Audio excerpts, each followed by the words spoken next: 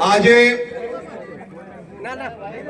વડગામના સરકારી તાલુકા પુસ્તકાલયનું લોકાર્પણ પ્રસંગે મારે જ્યારે અહીંયા આવવાનું થયું અને આ વડગામની 18 વર્ણો ભેગી થઈ બધા જ સમાજના આગેવાનોથી લઈને યુવાનો આપ સૌના ચહેરા ઉપર જે ખુશી હતી અને જે વિશ્વાસ હતો, આ જ વિશ્વાસથી હું ગુજરાતના દૂષણોની સામે લડું છું ને લડતો રહીશ।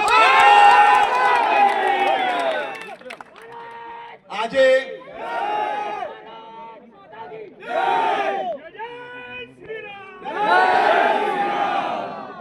વડગામ તાલુકા માટે આજે આપ જોઈ શકો છો આ અદ્યતન પુસ્તકાલય એ માત્ર ને માત્ર તમારા બાળકોનું ભવિષ્ય ઉજ્જવલ કરવા માટે આજે લોકાર્પણ કરવામાં આવ્યું છે। આ કોઈની માંગણીથી બનાવવામાં નથી આવ્યું। રાજ્ય સરકાર જે તમારી છે,